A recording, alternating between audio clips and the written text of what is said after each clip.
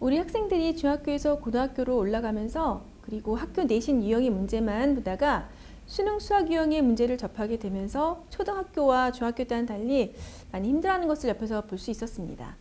초등, 중등과는 다른 수능 수학 유형의 문제가 어떻게 다른지 또 어떻게 대비하면 좋을지 오늘 치러진 고1 3월 학력평가 수학 문제를 풀어보고 이에 대해서 말씀드리겠습니다.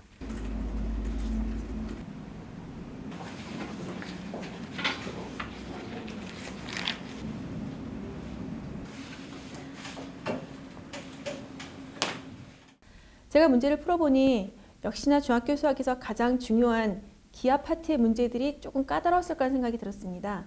특히 21번과 30번 문제의 경우는 도형의 닮음과 비를 이용하여 푸는 문제였는데 이러한 도형의 닮은 경우는 수능 수학에서도 출제되고 있기 때문에 초등학교 때부터 이와 연계된 5학년, 6학년에서 도형의 넓이와 비와 비율 그리고 비례식과 비례배분 단원을 학습할 때 꼼꼼하게 학습하고 심화학습까지 하는 것이 필요할 것 같습니다.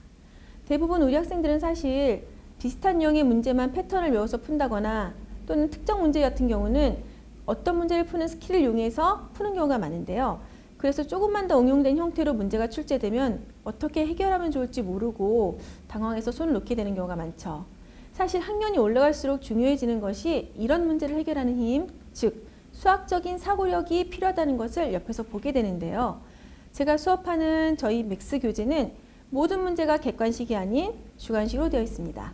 그래서 초등학교 때부터 이런 교재를 통해 풀이 과정을 적어보면서 저와 문제에 대해서 토론을 하면서 수업을 하는 것이 수학적 사고력을 향상시키는 데 큰 도움이 되었습니다.